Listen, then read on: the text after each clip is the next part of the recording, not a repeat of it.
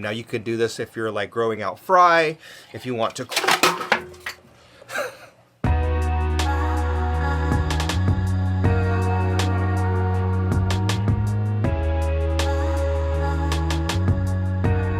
How's it going, everyone? Hope you're doing well. My name is Zenzo from Tazawa Tanks. Today we are going to be kind of vlogging again. So I'm going to take you over to a couple of aquariums. These are the two tanks that are going to be taken down. The fish are going to be moving into different tanks. I've got to catch some fish, so I thought we'd talk a little bit about that because I am going to be selling some fish tomorrow. And I want to show you something really cool that has to do with algae and African cichlids. So let me go ahead and grab the camera and head over to the ugly tanks. I don't want to call them ugly tanks. Let's call them neglected tanks. So here we have a 20-gallon tall shell dweller tank. And then we have another 20-gallon tall, different kind of shell dweller tank. What I'm going to be doing is we're going to be catching some of these guys here, the Neolampologus multifasciatus. Someone that's local-ish is driving to San Francisco tomorrow, and he's going to buy some of these from me. So I am going to catch them today, because catching them on the day that you're selling them or giving them away or whatever you do with fish is always a pain. And we're going to keep them inside this tank, but we're going to make it so where it's very easy to get them. So we have this breeder box, and basically what this is a plastic or acrylic box or whatever it's made out of, and polycarbonate. It goes inside of the aquarium. Now you could do this if you're like growing out fry, if you want to quarantine the fish like in the tank, and maybe like if a fish is getting beat up or picked on, maybe you have like a female that you want to keep away from males. Whatever the case may be, you can use what's called a breeder box. So this box, which as you can see comes apart for easy cleaning, which I'll have to put back together now, we're going to put this in the tank, and that's going to allow me to catch the fish and then keep them in the tank. And then tomorrow when I'm ready to put them in small containers to go with the person that's buying them, I just have to pull this out of the tank and very easily put them in small containers. Now in here I do have some little pieces of PVC elbows. Shell dwellers like to have little hiding places like shells as an example, but these are also good because it allows them to feel a little bit more secure in this box. First thing I did is I put some water in this specimen container. One of these, we sell them on the Aquarium Co-op website. They hook on the side of the tank. They're see-through. It's great for like taking photos of fish, just, you know, acclimating shrimp and fish and things like that. They're great for when you want to catch fish because you can just hang it on the outside of an aquarium and then easily scoop something out and put it in there. My method for catching fish is to use 2 nets. Now, the best way to catch fish in an aquarium is to do a water change and reduce the water so that the water level is lower. That allows less swimming space for the fish to escape, swim away, all that kind of stuff. It also helps to remove decorations and things that are large, so large rocks and pieces of wood and stuff like that. I do have a couple of large-ish rocks in here, but I'm not overly concerned because there are so many shell dwellers that I'll still be able to coax a few into the net.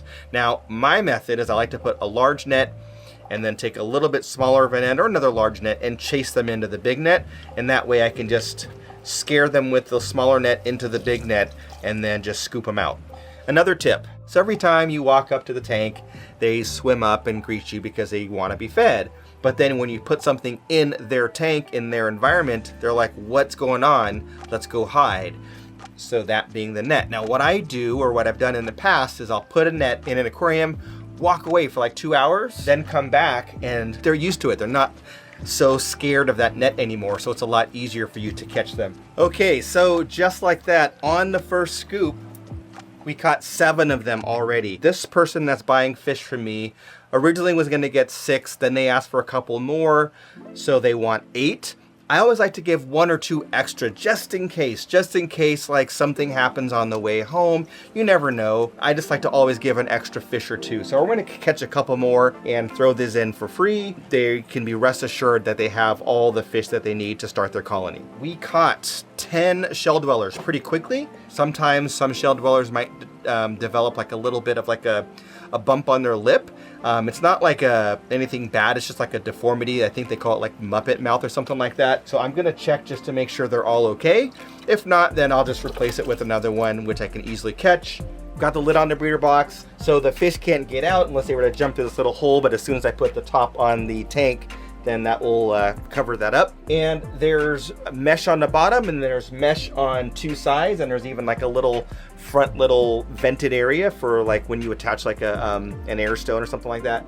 So there is plenty of water being able to pass through, just like if they were anywhere else in the aquarium. And they're only going to be in here overnight, and obviously I'm not going to feed them or anything like that, so they'll be fine in this small container. To make them feel a little bit more safe, I'm also going to turn the lights off once we're done with the other project, and then that will kind of help calm them down a little bit further. Before I go on, do me a big favor, hit that like button. It really does help my channel and it helps the algorithm. And if you don't mind, please do consider subscribing to my channel. I would very much appreciate it. Some of the shell dwellers are going to a new home. Yep. All right. Okay, for the next thing that we're gonna do, I have, you can probably see all this green right here behind me. This is a big lava rock that is just covered in algae. But I am gonna take this rock and I'm gonna put it in my mbuna tank, and I'm gonna show you what happens, because I can take algae out of any of my aquariums. I can scrape it up, take it with a fork or some tweezers, and feed it to my fish. But I'm gonna show you what they'll do to an entire rock covered in algae. So you can see that they're already all over this rock, pulling the algae off of it. They're clearly hungry, and that's a big buffet of algae. They love it. This is what they eat in the wild. All right, it is the next day, and that rock, let me see if I can brighten it up there. That rock is clear, free of algae. They completely ate all that algae that was in there. The nearite snail's on there, but trust me, the nearite snail doesn't touch that kind of algae really. So yeah, they did a great job. They cleaned it up, they got fed, and easy for me. Anyway, let's talk about some duckweed. I have a love-hate relationship with duckweed. I think I've talked about it before. It's a great food for those kind of fish that eat duckweed, but it's terrible for anything else. Gets everywhere, gets on plants, blocks light. People don't like it. I actually scooped a bunch out of that shell dweller tank. We've got a net full here, and I'm gonna feed it to my mbuna. So if you have fish like mbuna, goldfish, koi even, they will love to eat this stuff. So I can just take nets of it, drop it into one of my African cichlid tanks, and it's gone. There is so much duckweed that I put in here that it's like blocking the light. So it's just like super thick. Like, let me show you. Like, I can just grab like a clump of it, just like that. Just no net, just a big clump of duckweed. And it's a really good food for them. It's high in nutrition, it's got fiber, etc. It's part of their natural diet, well, plant-based food is. All right, it's the next day, the next morning. Lights just came on, so the fish are a little bit skittish. But they did a good job. They've cleared out like, I don't know, like 80, 90% of all that duckweed. I mean, there's still some up there, but not nearly the handfuls and handfuls that were there earlier. So yeah, I would imagine when the next day or so, the rest of that will be gone. Anyway, hopefully you like this vlog. Comment down below, let me know your thoughts on what I've got going on. Thanks for watching. Don't forget to like, subscribe, all that good stuff, and watch this video. Watch one of these videos over here. Watch that one. Yeah.